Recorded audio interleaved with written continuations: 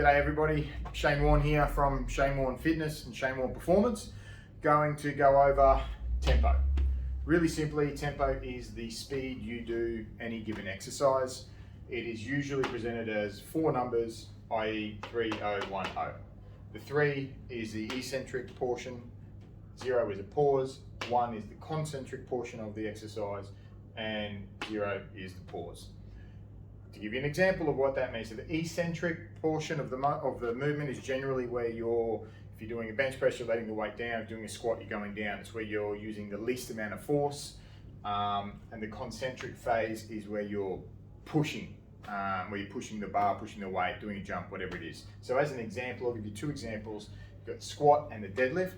So the squat, the first movement of the squat, you'll de-rack, and then you will go down. That going down phase is the eccentric phase. So as an example, you've got your 3, 0, 1, 0 with your squat.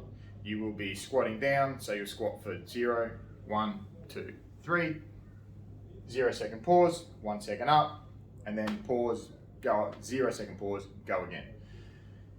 With your deadlift, it's the opposite to the squat because your first movement is actually the concentric phase. So you get the bar from the bottom, you'll obviously brace your core, you'll get everything set up right, and then you'll stand up. So that first movement is the concentric phase while you're standing up.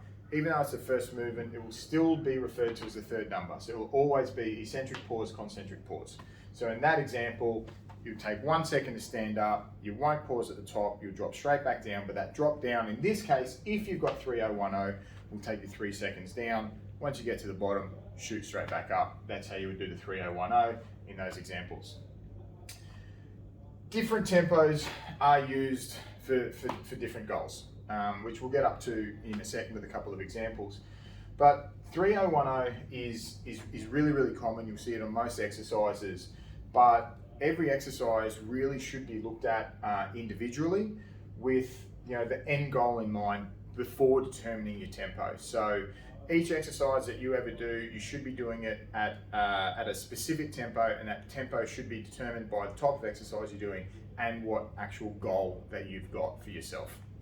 So we're going to move on to a couple of examples on different sort of tempos versus different goals. So in example number 1, hypertrophy. So hypertrophy is just muscle size, literally building the size. You're not after strength, not after performance, you're just after size, which for most people at the gym is pretty common goal. So with this one, you're probably going to focus more on the TSC, so time under tension.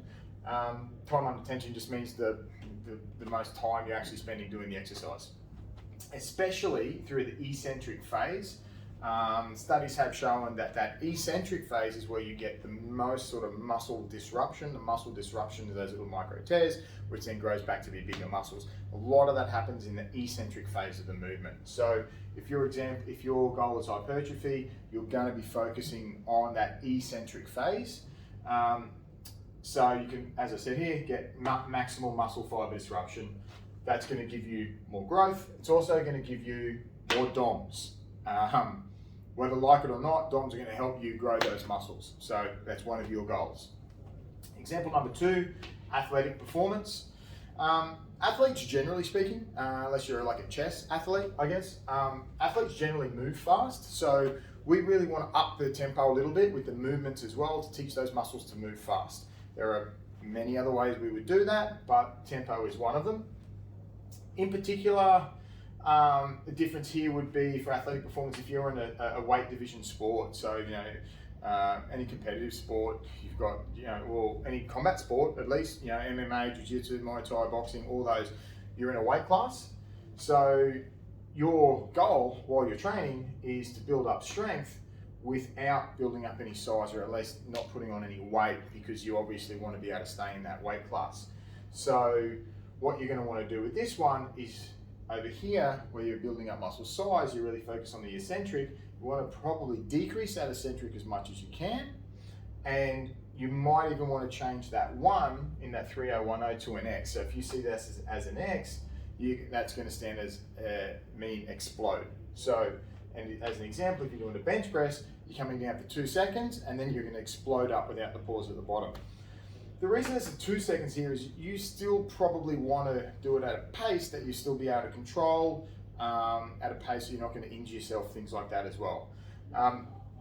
If you're really worried about size and weight, as an example, if you're a marathon runner and you actually want to get stronger legs, one of the ways that you can do this, you can do like a trap bar deadlift as an example. You can just do the concentric phase, which is the standing up phase, and literally let that bar go. So you're not doing the eccentric phase at all, pick it up, go again. So that's one way that you can develop power and force and strength without developing that size, or at least decreasing the limit of size that you're actually building as much as possible by taking that eccentric phase out completely. So there you go. You see tempo 3010, eccentric pause, concentric pause. If you're after hypertrophy, you probably want to make sure you've got a decent amount of eccentric phase in there. If you're after athletic performance, you need to make sure that your concentric phase is pretty fast and your eccentric phase is generally pretty slow, so you're not building up any muscle. Hope that helped. Speak to you later.